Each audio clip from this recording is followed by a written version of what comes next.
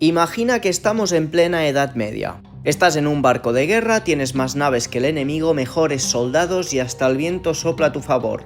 La victoria es tuya, ¿verdad? Pues va a ser que no, porque de repente el barco que tienes enfrente saca unos tubos de bronce por la proa y empieza a escupir un chorro de fuego líquido que parece sacado de una pesadilla. Entonces, intentas apagarlo con agua, pero ahí es donde llega el pánico. El agua no lo apaga, al contrario. De hecho, parece que le da energía, haciendo que arda todavía más fuerte sobre las olas. Esto no es magia, ¿no? Es el fuego griego.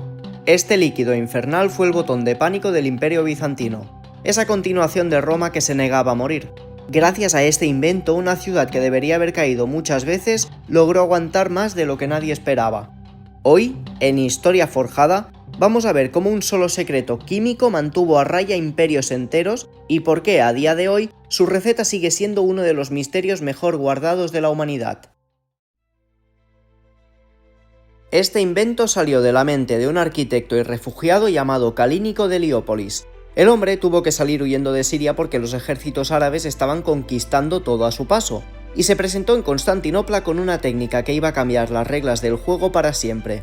Imagínate la cara de los generales bizantinos cuando llega este señor con lo que parece una mezcla de mermelada espesa y les dice: Mirad, con esto vamos a ganar la guerra. Al principio probablemente pensaron que Calínico se había pasado con el vino.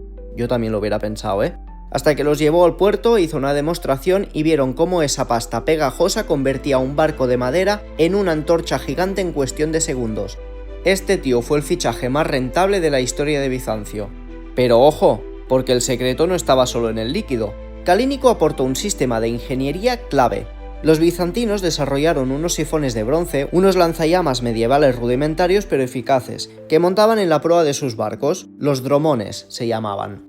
Y eso no era tirar una bomba y ya está, no, era un sistema complejo que usaba calor y presión para escupir el fuego a unos metros de distancia. Básicamente convirtieron sus barcos en dragones mecánicos. Mientras el resto del mundo seguía peleando principalmente con flechas y abordajes, los bizantinos ya estaban jugando a la guerra tecnológica del futuro. Vale, todo esto de la ingeniería suena muy bien sobre el papel, pero la verdadera prueba de fuego, nunca mejor dicho, llegó a finales del siglo VII y se repitió en el año 717. Constantinopla estaba contra las cuerdas. Una flota árabe masiva con cientos de barcos rodeaba la ciudad por mar. Los bizantinos estaban superados en número y la caída parecía totalmente inevitable. Pero justo cuando el enemigo pensaba que ya tenía las llaves de la ciudad, los bizantinos abrieron las puertas de sus hangares y sacaron sus barcos lanzallamas. Lo que ocurrió a continuación fue algo que los cronistas de la época no sabían ni cómo describir. En cuanto los sifones de bronce empezaron a rugir, el mar se convirtió en una sábana de fuego. Imagínate el pánico de los soldados enemigos, barcos enteros de madera ardiendo en segundos. Muchos, desesperados por el calor, saltaban al agua para salvarse, pero el fuego flotaba y seguía ardiendo sobre las olas, rodeando a los náufragos. No había escapatoria. O morías por el fuego en el barco o quedabas atrapado en un mar en llamas. La flota enemiga sufrió una paliza tecnológica tan absoluta que los supervivientes huyeron aterrorizados contando historias sobre un fuego infernal. Con esta victoria, Constantinopla no solo salvó su pellejo, sino que probablemente cambió el mapa del mundo. Si la ciudad hubiera caído ese día, la historia de Europa hoy sería totalmente distinta. Se podría decir que los bizantinos no solo ganaron una batalla, compraron tiempo de existencia gracias en gran parte a su arma secreta. Y una de las cosas más alucinantes de todo esto es que el fuego griego funcionó durante siglos porque los bizantinos llevaron el concepto de secreto de sumario a otro nivel. La receta no estaba escrita en ningún manual de guerra que pudieras robar. Era un secreto de estado tan absoluto que solo el emperador y una familia específica de fabricantes conocían la mezcla real. Para que os hagáis una idea de la paranoia, el proceso de fabricación estaba fragmentado. Unos obreros preparaban el líquido, otros fundían los tubos de bronce y otros diseñaban los componentes de presión. Nadie tenía la imagen completa. Era como un rompecabezas donde las piezas estaban repartidas por toda la ciudad.